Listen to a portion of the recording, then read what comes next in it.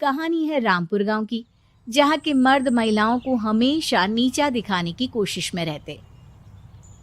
अरे अभी तक खाना नहीं आया, क्या मुझे एक और शादी करने की जरूरत है? नहीं जी नहीं, ऐसा मत करना, वरना मैं कहाँ जाऊंगी। खाना लेकर मैं अभी आई जी। गांव की पंचायत में भी फैसले हमेशा औरतों के खिलाफ ही रहते। मैं जो फैसला सुनाता हूँ वो भगवान की आज्ञा होती है। इस लड़के ने अपने मन से शादी करके अच्छा नहीं किया।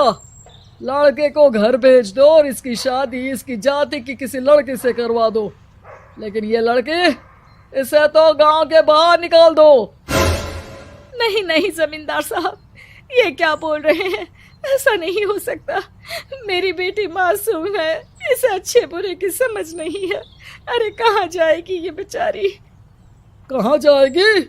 इतनी चिंता है तो पूरे परिवार का गांव निकाला कर देते हैं। बेचारे पूरे बसे बसाए परिवार को गांव छोड़ना पड़ता है। चाहे जो हो, अगर बेटियों को कंट्रोल नहीं कर सकते तो गांव में रहने का कोई मतलब नहीं है। यहाँ औरतों को दब कर रहना होगा।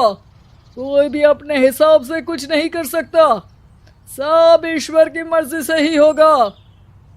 तभी गांव का एक आदमी दौड़ा दौड़ा आता है। सरपंच साहब, जमींदार साहब, वो कालिया है ना, उसकी बेटी पढ़ने के लिए शहर जा रही है। अच्छा, ये कब हो गया? और कालिया की हिम्मत कैसे हो गई ऐसा करने की? लेकर आओ उसे और उसकी बेटी को।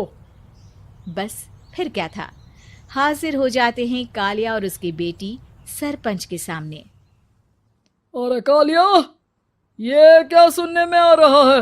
बेटी को इंजीनियर बना रहा है तू? और ये बता, गांव में तो स्कूल नहीं है, फिर कहां से इतनी क्लास पास कर गई तेरी बेटी? राधा, जो कि कालिया की बेटी है, उसे लगता है कि सरपंच उसकी तारीफ कर रहे हैं। सरपंच जी, मैंने ऑनलाइन पढ़ाई की है, डिस्टेंस लर्निंग से। सभी में मैंने अच्छे नंबर पाए हैं, जिसे देखते हुए शहर की इंजीनियरिंग कॉलेज में मुझे स्कॉलरशिप मिली है। वाह जी वाह, क्या होती है ये? पहले तो ये बताओ, फिर आगे की बात करते हैं। पूरा गांव राधा की बात सुन रहा था और राधा बोलती जा रही थी। तो ऐसे मैं फ्री में एक अच्छी शिक्षा लेकर गांव में जो कुछ परेशानियां हैं, जैसे बिजली, पानी और इंटरनेट जैसी समस्याओं के लिए काम करूंगी। मैं गांव को शहर से जोड़ने के लिए पुल का निर्माण करवाने का प्रस्ताव रखूंगी। मुझे पूरी उम्मीद है कि जल्द ही हमारा गांव भी तरक्की की राह पर चल पड़ेगा।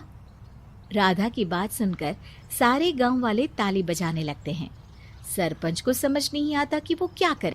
चुप रह नादान लड़की, गांव के खिलाफ जाने के लिए तुझे गांव से बेदखल कर दिया जाएगा, वो भी पूरे परिवार के साथ। और हाँ, अगर ठीक से गांव में रहना चाहती है तो ये पढ़ाई लिखाई छोड़ दे।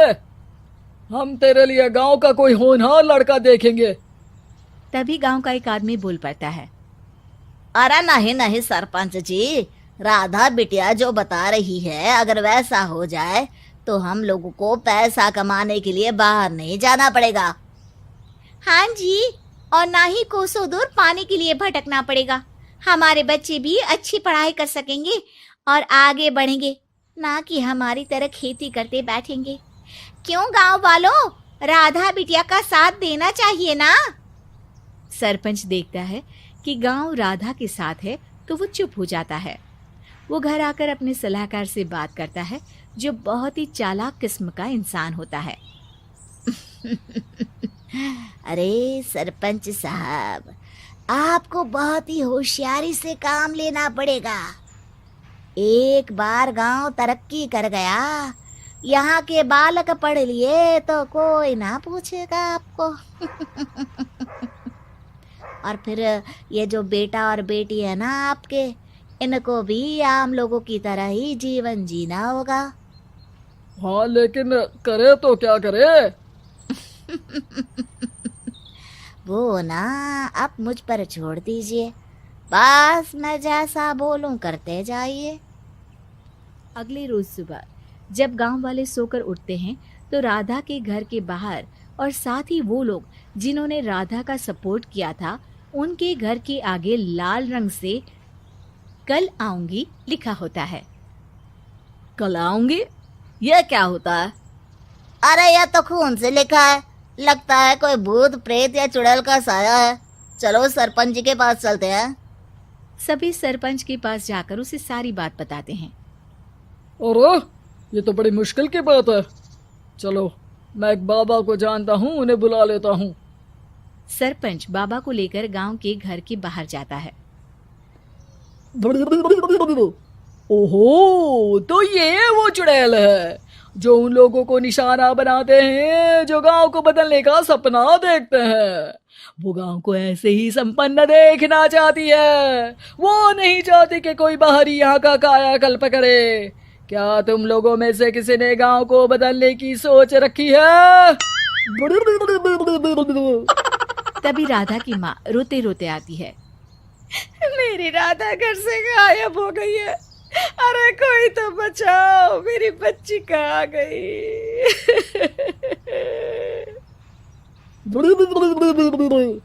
ले गई वो चुड़ैल, तेरी बच्ची को ले गई।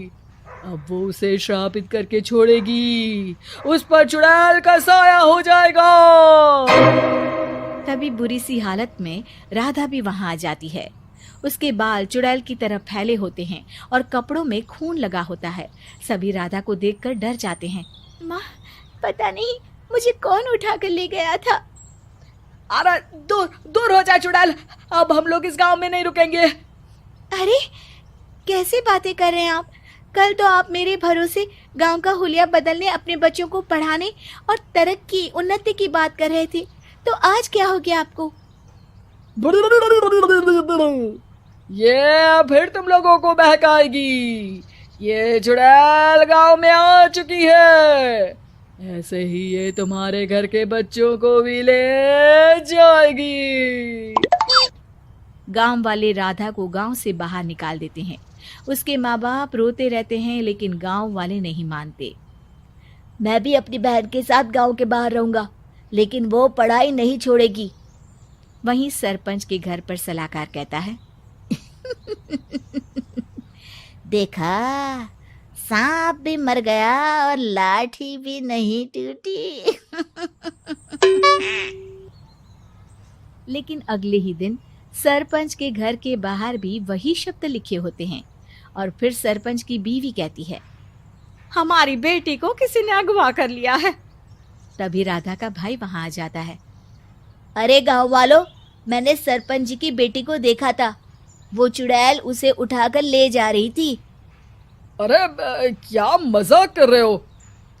नहीं नहीं सरपंच जी, आप नहीं जानते। वो चुड़ैल अब आपकी बेटी में आ जाएगी, जैसे राधा के अंदर आ गई थी। तभी सरपंच की बेटी वैसी ही हालत में वहां आती है जैसे राधा आई थी। पापा, पता नहीं कैसे मैं गायब हो गई थी। चुड़ैल, इसके अंदर भी चुड़ैल का साया है, मारो इसे। अरे नहीं नहीं, इसे भी राधा के पास गांव के बाहर ही भेज दो। अरे चुप रहो, मेरी बेटी कहीं नहीं जाएगी और चुड़ैल वुड़ैल कुछ नहीं होता है।